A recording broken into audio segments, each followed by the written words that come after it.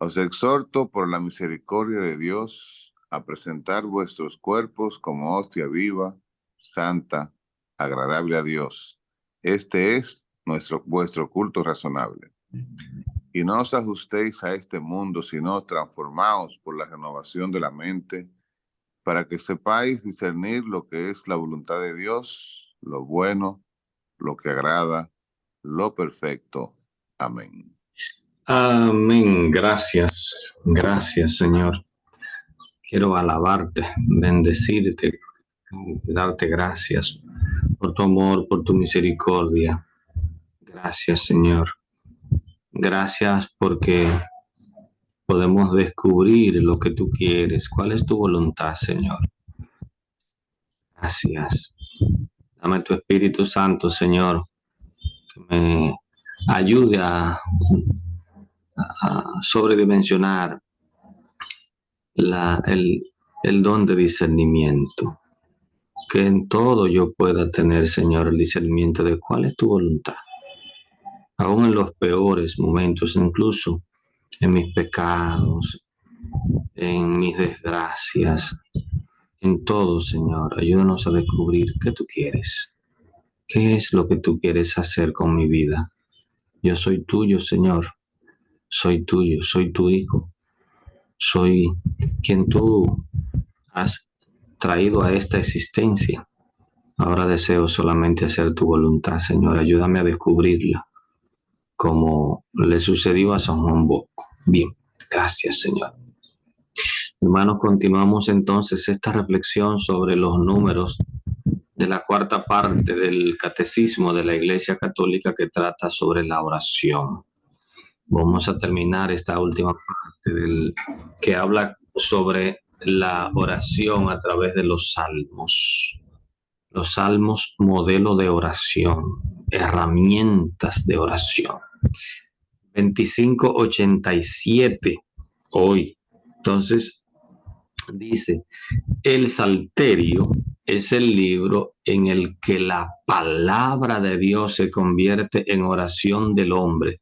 El Salterio es la colección de los salmos, ordenadamente, con su propósito. El propósito del Salterio es que nosotros, al tomar, por ejemplo, la liturgia de las horas, se llama una parte Salterio, meditación de los salmos, tengamos unas herramientas para acercarnos a Dios con mucha facilidad. En los demás libros del Antiguo Testamento, las palabras proclaman las obras de Dios por los hombres y explican su misterio. Dei Verbum número 2. En el Salterio, las palabras del salmista expresan, cantándolas para Dios, sus obras de salvación. Una característica de los salmos es que son cantos, se pueden cantar. Entonces, lo ideal es que a esos salmos se le ponga música y es una cosa hermosa. La salmodia es el salterio, la salmodia es fundamentalmente canto, ¿no? Por eso, cuando en la misma celebración eucarística o en la de la Eucaristía se proclama el salmo, se supone que debe ser cantado por un cantor, ¿no? O por el coro. En el Salterio, las palabras del salmista expresan, cantándolas para Dios, sus obras de salvación. El mismo Espíritu inspira la obra de Dios y la respuesta del hombre. Cristo unirá ambas. Las dos cosas están en Cristo. En Él los salmos no cesan de enseñarnos a orar. El 2588 dice: las múltiples expresiones de oración de los salmos se encarnan a la vez en la liturgia del templo y en el corazón del hombre, ¿no? Porque cala en el corazón. Tanto si se trata de un himno como de una oración de desamparo o de acción de gracia, de súplica individual o comunitaria, de canto real o de peregrinación o de meditación sapiencial. Los salmos son el espejo de las maravillas de Dios en la historia de su pueblo y en las situaciones humanas vividas por el salmista. Esto último es muy interesante, porque nos recuerda a nosotros que toda Sagrada Escritura tiene dos autores. El autor principal, que es Dios, que inspira, el Espíritu Santo es el que más trabaja en la Sagrada Escritura. ¿Ok? ¿Por qué? Porque el otro autor es el hombre, ese es el ser humano. Es palabra de Dios, pero al mismo tiempo es palabra humana. Es como la encarnación. Es Dios que se hace hombre. Es lo mismo, es lo mismo. La palabra de Dios se hace hombre. Pues la palabra de Dios está escrita con palabra humana, y esa palabra humana pasa por las situaciones humanas que vive el que escribe. Nunca podemos olvidar eso, nunca. Y por eso, qué hermoso lo que dice esta parte de este número, ¿no? Dice, tanto si se trata de un himno como de una oración de desamparo o de acción de gracia, de súplica individual o comunitaria, de cuanto real o de peregrinación o de meditación sapiencial, los salmos son el espejo de las maravillas de Dios en la historia de su pueblo y en las situaciones humanas vividas por el salmista. Las situaciones humanas vividas por el salmista.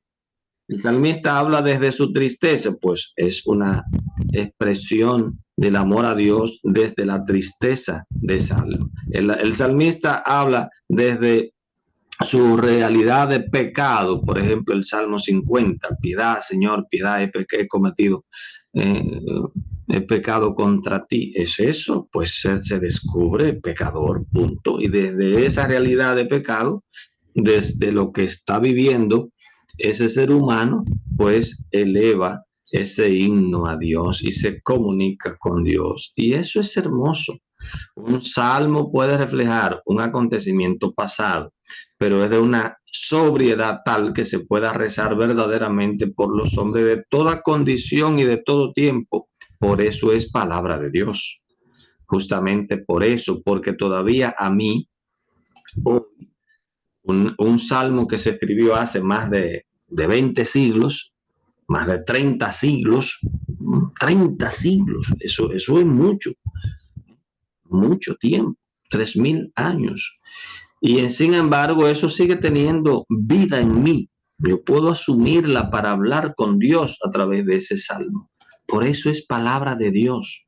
Aunque parte de una situación humana vivida por ese salmista, pero es el Espíritu Santo que está actuando ahí. Y por eso ahora, en esta circunstancia histórica completamente distinta a la de aquel momento, como es palabra de Dios, todavía tiene la capacidad de iluminarlo, porque el Espíritu Santo es el mismo, es el mismo. Es que Dios es el mismo ayer, hoy y siempre. Y por esa razón, hoy me ilumina a mí, porque es el mismo Espíritu el que está actuando en esas palabras. Es ese mismo Espíritu Santo.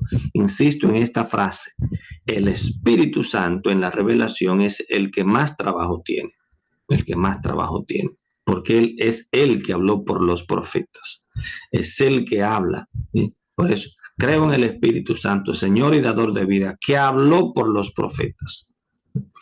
Dice el 2589, dice, hay unos rasgos constantes en los salmos, la simplicidad y la espontaneidad de la oración, el deseo de Dios mismo a través de su creación y con todo lo que hay de bueno en ella, la situación incómoda del creyente que en su amor preferente por el Señor se enfrenta con una multitud de enemigos y de tentaciones, y que en la espera de lo que hará Dios fiel mantiene la certeza del amor de Dios y la entrega a la voluntad divina.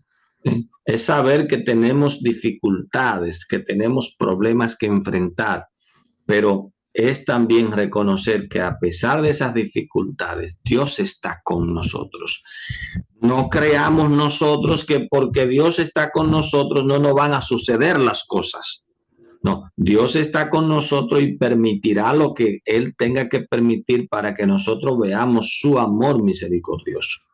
Dios no nos evita, Dios no nos saca de las situaciones, sino que nos ayuda a descubrir su presencia en medio de las situaciones dolorosas.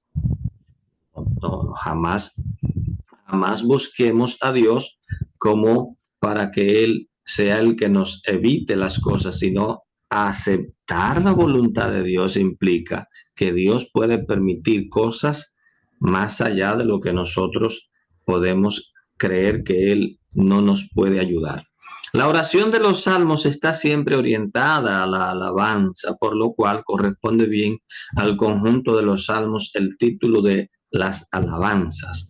Reunidos los salmos en función del culto de la asamblea son invitación a la oración y respuesta a la misma. Aleluya, alabado sea el Señor. Que el Señor nos dé a nosotros todos la confianza suficiente en Dios que habla a través de los salmos y que nosotros utilicemos los salmos para conversar con Dios. Amén.